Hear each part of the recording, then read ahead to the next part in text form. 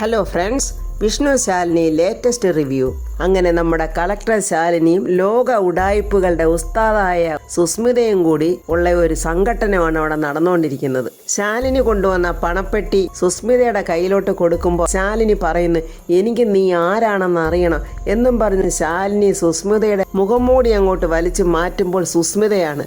ശാലിനി അപ്പോൾ പറയുന്നുണ്ട്, എനിക്കറിയാമായിരുന്നു നീ ആയിരിക്കുമെന്ന്, എങ്കിലും ഒരു നേരിയ സംശയം, അത് തീർക്കാൻ വേണ്ടിയാണ് ഞാനിങ്ങനെ ചെയ്തത്. സുസ്മിത അങ്ങ് ഞെട്ടിപ്പോയി ശാലിനി ഇങ്ങനെ ചെയ്തപ്പോൾ. നിനക്ക് ഇങ്ങനെയുള്ള തരം താഴ്ന്ന പണികൾ ചെയ്യാൻ പറ്റുകയുള്ളൂ എന്നെനിക്ക് നേരത്തെ മനസ്സിലായതാണ്. ആ സംശയം വന്നാലും ഒന്നുകൂടെ ഒന്ന് തീർക്കണമല്ലോ എന്ന് വിചാരിച്ചാൽ ഞാൻ വന്നതെന്നൊക്കെ ശാലിനി പറഞ്ഞിട്ട് സുസ്മിതയുടെ കയ്യിൽ കൊടുത്ത ആ പണപ്പെട്ടി ശാലിനി ഇങ്ങനെ പിടിച്ച് വാങ്ങിക്കുവാണ്. ഏതൊരു അബദ്ധവും ഏതൊരു കളക്ടർക്കും സംഭവിക്കുമല്ലോ, അതേപോലെ ഒരു അബദ്ധം നമ്മുടെ ശാലിനിക്ക് ഇവിടെ സംഭവിച്ചു കഴിഞ്ഞു. ലോക തരികടയുടെ ഉസ്താദായ സുസ്മിതയോട് പോരാട്ടം നടത്തുമ്പോൾ അത് സൂക്ഷിച്ചു തന്നെ വേണമെന്നുള്ളത് ശാലിനിക്ക് അറിയില്ലായിരുന്നു. ശാലിനി തന്നെ പിടിക്കപ്പെട്ടാൽ എന്തൊക്കെ ശാലിനിയെ കൊണ്ട് ചെയ്യാൻ കഴിയുമെന്ന് നേരത്തെ തന്നെ സുസ്മിത മനസ്സിലാക്കി കഴിഞ്ഞു. ഓടുന്ന പട്ടിക്ക് ഒരു മുഴ മുൻപേ കയറെന്ന് പറഞ്ഞ പോലെ സുസ്മിത ശാലിനിക്ക് വേണ്ടി നേരത്തെ അവിടെ വല വിരിച്ച് വെച്ചിട്ടുണ്ടായിരുന്നു.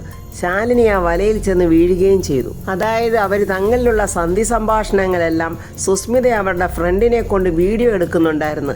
ഇത് ശാലിനി ഇതൊന്നും അറിയുന്നില്ലായിരുന്നു.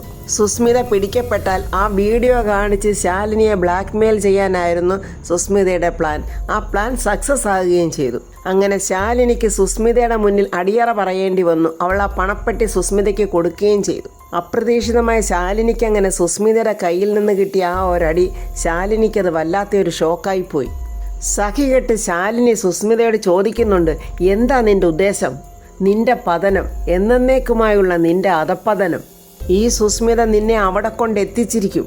വരാൻ പോകുന്ന കാലമല്ലേ, അതെങ്ങനെ വേണമെങ്കിലും വരാം എന്ന് ശാലിനി പറയുന്നുണ്ട്. പക്ഷേ ഇരുട്ടി വെളുക്കുന്നതിന് മുൻപ് വീണ്ടും ഒരു ജയിൽവാസം, അത് നീ ചോദിച്ച് വാങ്ങിക്കരുത്. ബെൽറ്റിട്ട് കെട്ടുന്ന നായ അതിൽ കിടക്കില്ലെന്ന് കണ്ടാൽ പിന്നെ ചങ്ങലപ്പൂട്ടായിരിക്കും എന്നൊക്കെ ശാലിനി സുസ്മിതയോട് പറയുന്നു. അത് നീ എന്നെ കൊണ്ട് ചെയ്യിക്കരുത്.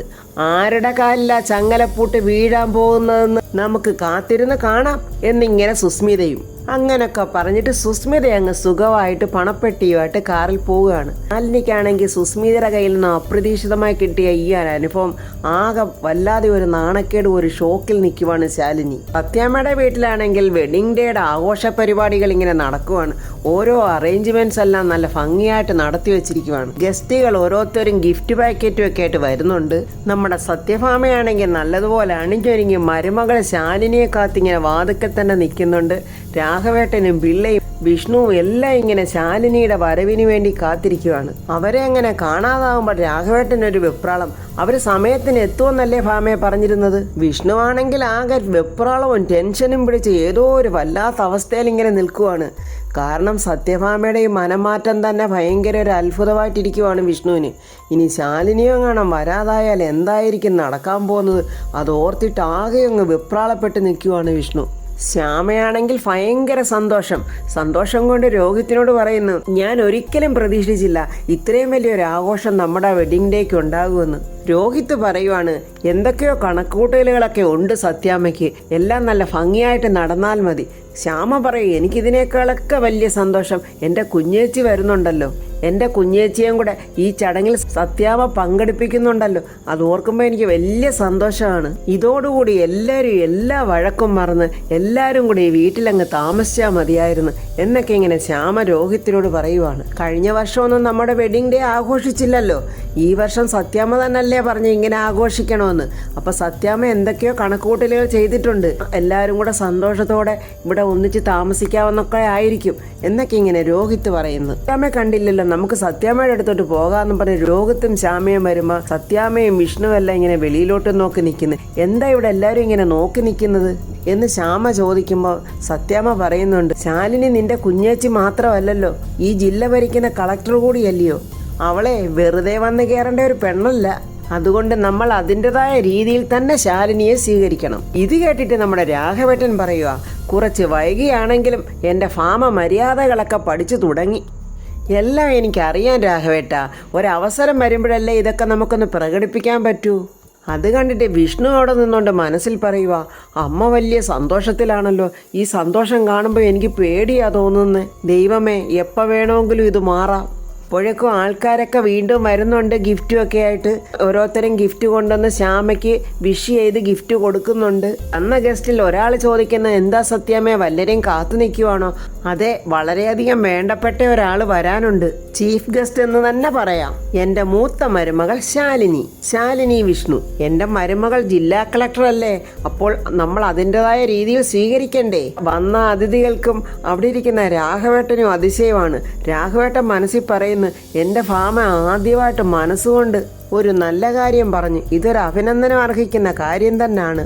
അകത്തിരിക്കുന്ന അതിഥികളാണെ ചോദിക്കുന്നുണ്ട് പരസ്പരം അങ്ങോട്ടും ഇങ്ങോട്ടും, ആ സത്യാമ്മയും മരുമകൾ ശാലിനിയും തമ്മിലുള്ള പിണക്കമൊക്കെ മാറിയോ? അതിലൊരു രസികത്തി പറയുന്നുണ്ട്, അമ്മായിയമ്മയും മരുമകളെന്ന് വെച്ചാൽ ചക്കരയും പീരയും പോലെ, എപ്പോൾ വേണമെങ്കിലും കൂടാം, എപ്പോൾ വേണമെങ്കിലും പിരിയാം. അതൊരു പ്രകൃതി നിയമമാണ്. അത് ശരിയാ, വഴക്കും ബഹളവും ഒക്കെ ഒന്നും ഇല്ലെങ്കിലേ പിന്നെ എന്തോന്ന് അമ്മായിയമ്മയും മരുമോളുവാ. അങ്ങനെ മറ്റൊരുത്തിയുടെ വക കമൻറ്റ്. പപ്പിമോൾ അങ്ങോട്ട് ഓടി വന്ന് ചോദിക്കുന്നു, ചേച്ചിയമ്മയും സത്യം എന്താമ്മേ വരാത്തത്? അവരിപ്പോൾ വരുമോളെ, അവർക്ക് വേണ്ടിയാ എല്ലാവരും കാത്തു നിൽക്കുന്നത്. അകത്തുനിന്ന് പൊന്നി ഒരു വലിയ ബൊക്കയൊക്കെ എടുത്തുകൊണ്ട് വരുന്നു. അത് കണ്ടിട്ട് ശ്യാമയ്ക്ക് അങ്ങ് അത്ഭുതം. ബൊക്കയൊക്കെ ഉണ്ടോ? പിന്നെ എന്താ സത്യാമ്മയെക്കുറിച്ച് കരുതിയിരിക്കുന്നത്? സത്യാമ്മ എന്തൊക്കെയോ വലിയ പ്ലാനൊക്കെയാണ് വെച്ചിരിക്കുന്നത്. അതൊക്കെ നടത്തുകയും ചെയ്യും. ശ്യാമ പറയുക, ദൈവമേ, എല്ലാം ഒന്ന് ഭംഗിയായിട്ട് കഴിഞ്ഞാൽ മതിയായിരുന്നു. കുഞ്ഞ് ടെൻഷൻ എടുക്കാതെ എല്ലാം നല്ല ഭംഗിയായിട്ട് തന്നെ നടക്കും. ചടങ്ങിൻ്റെ സമയമൊക്കെ ഇങ്ങനെ ഒരുപാട് ആയിക്കൊണ്ടിരിക്കുന്നു. കാത്തു നിൽക്കുന്നവരൊക്കെ ആകെ മുഷിയാൻ തുടങ്ങി. രാഘവേട്ടനും വിഷ്ണുവും സത്യാമ്മയും എല്ലാവരും ഇങ്ങനെ വാതക്കലോട്ട് നോക്കി മുഷിച്ചിലെത്തിക്കഴിഞ്ഞു. അങ്ങനെ നമ്മുടെ ശാലിനിയും ശാരദാമ്മയും സത്യമോളും കൂടെ കാറിൽ വന്നുകൊണ്ടിരിക്കുവാണ്. ശാലിനിയുടെ മനസ്സിൽ സുസ്മിതയായിട്ട് അവിടെ നടന്ന ഉടക്കുകളൊക്കെ ഇങ്ങനെ വരികയാണ്. ശാലിനിയും സുസ്മിതയുമായിട്ടുള്ള സംഭാഷണവും പണപ്പെട്ടി കൊടുക്കുന്നതും ഒക്കെ സുസ്മിത വീഡിയോ എടുത്ത് വെച്ചിട്ടുണ്ടായിരുന്നല്ലോ. ആ വീഡിയോ സത്യഭാമയെ കാണിക്കുമെന്നാണ് അവൾ പറഞ്ഞിരിക്കുന്നത്.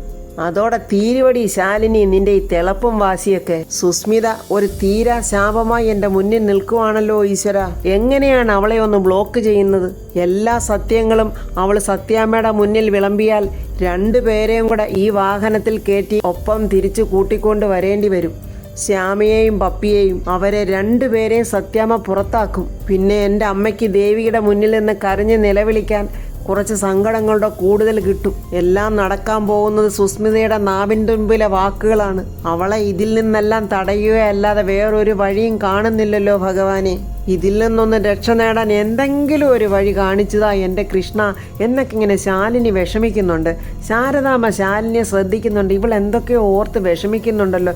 എന്താ ഞാൻ വിഷമിക്കുമെന്ന് കരുതി പറയാതിരിക്കുവാണോ? ശാരദാമ്മ ശാലിനിയോട് ചോദിക്കുന്നു, എന്താ ശാലിനി, ഞാൻ നോക്കിക്കൊണ്ടിരിക്കുവാണല്ലോ, നീ എന്തൊക്കെയോ ഓർത്ത് വിഷമിച്ചുകൊണ്ടിരിക്കുവാണല്ലോ. നമുക്ക് ചുറ്റുമുള്ള ആൾക്കാർക്ക് നമ്മൾ അമ്മയും മക്കളെ സങ്കടപ്പെടുത്തി മതിയാവുന്നില്ലല്ലോ എന്നോർത്ത് നോക്കിയതാ. ഓടുന്നവനെ എന്നും ദൈവം ഓടിച്ചുകൊണ്ടിരിക്കും മോളെ. അതൊരു പ്രകൃതി നിയമമാണ്. ചില സമയത്ത് സഹിക്കാനാകാതെ ദൈവത്തെ പോലും കുറ്റപ്പെടുത്തുന്നവരുമുണ്ട്. അത് അവരെ കൊണ്ട് ഒട്ടും സഹിക്കാൻ പറ്റാത്തതുകൊണ്ടാ. ഈ സങ്കടവും കണ്ണുനീരും എല്ലാം നമ്മളോടുകൂടി അങ്ങ് അവസാനിക്കണമെന്നൊരു പ്രാർത്ഥനയേ ഉള്ളമ്മേ. നമ്മുടെ കുട്ടികൾക്കെങ്കിലും ഇതിൽ നിന്നൊന്ന് രക്ഷപ്പെടാൻ കഴിഞ്ഞാൽ മതിയായിരുന്നു. മോളെ, നീ എന്തൊക്കെയോ പ്രയാസങ്ങൾ എന്നിൽ നിന്ന് ഒളിക്കുന്നെന്ന് എനിക്ക് മനസ്സിലായി.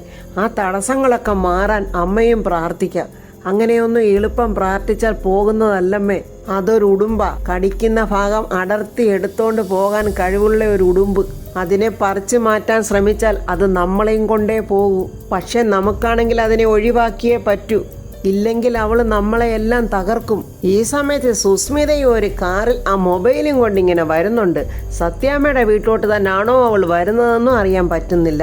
വിഷ്ണുവാണെങ്കിൽ ശാലിനിയെ നോക്കി നിന്ന് കുഴയുവാണ്. രാഘവേട്ടൻ വിഷ്ണുവിനോട് പറയുന്നു, എടാ ഫോൺ എടുത്തൊന്ന് വിളിച്ചു നോക്കിക്കേ, അവരെവിടെ വരെ എത്തിയെന്നെങ്കിലും അറിയാമല്ലോ. ഇത് ഇപ്പോൾ വരും എന്ന് പറഞ്ഞ് നോക്കിയിരിക്കാൻ നിന്നിട്ട് എത്ര നേരമായടാ, എന്താണെന്നൊന്നും അറിയുന്നില്ലല്ലോ. സത്യാമ്മയുടെ മുഖത്തെ ആ സന്തോഷമൊക്കെ ഒന്ന് മങ്ങി ആളൊരു മൗനത്തിൽ ഇങ്ങനെ നിൽക്കുവാണ്. രാഘവേട്ടൻ പറഞ്ഞുകൊണ്ടിരിക്കുന്നത്, നമ്മൾ ക്ഷണിച്ചിട്ടുള്ള ആൾക്കാരൊക്കെ അകത്ത് വെയിറ്റ് ചെയ്യുകയാണ്. ഇതെന്താ ഇവരിങ്ങനെ വരാത്തത് എന്നൊക്കെ ചോദിച്ചുകൊണ്ടിരിക്കുമ്പോൾ സത്യത്തിൽ സത്യഭാമ ഒരുപാട് സങ്കടപ്പെടുകയും വിഷമിക്കുകയൊക്കെ ചെയ്യുന്നുണ്ട് ഇതിനകത്ത് കേട്ടോ. പക്ഷെ സത്യാമ്മ എന്തൊക്കെയാണ് മനസ്സിൽ കരുതി വെച്ചിരിക്കുന്നതെന്ന് നമുക്കറിയില്ല. ശാലിനിയും വന്നുകൊണ്ടിരിക്കുന്നു. ശാലിനിയാണെങ്കിൽ സുസ്മിത പറഞ്ഞതും അവൾ പ്രവർത്തിക്കാൻ പോകുന്നതും ഒക്കെ ഓർത്തിങ്ങനെ കാറിൽ വന്നുകൊണ്ടിരിക്കുന്നു. സുസ്മിതയാണെങ്കിൽ വേറൊരു സൈഡിൽ കൂടെ കാറിൽ മൊബൈലും ഒക്കെ ഇങ്ങനെ പിടിച്ചുകൊണ്ട് വന്നുകൊണ്ടിരിക്കുന്നു. അപ്പോൾ ഫ്രണ്ട്സ്, സുസ്മിത ശാലിനിയെ വഴിക്ക് വെച്ച് തടയുമോ? ശാലിനി വരാത്തത് കൊണ്ട് സത്യാമ്മ ശാലിനി അപമാനിച്ചതായി കരുതി വീണ്ടും വഴക്ക് തുടരുമോ? വിഷ്ണുവിൻ്റെ ജീവിതം ഇനി എന്താകും എന്നുള്ളതൊക്കെ നാളെ പറയാം. അപ്പോൾ ഫ്രണ്ട്സ്, എൻ്റെ വീഡിയോ ഇഷ്ടപ്പെട്ടാൽ ലൈക്ക്, കമൻസും സബ്സ്ക്രൈബ് ചെയ്യാത്തവർ സബ്സ്ക്രൈബ് ചെയ്യണേ.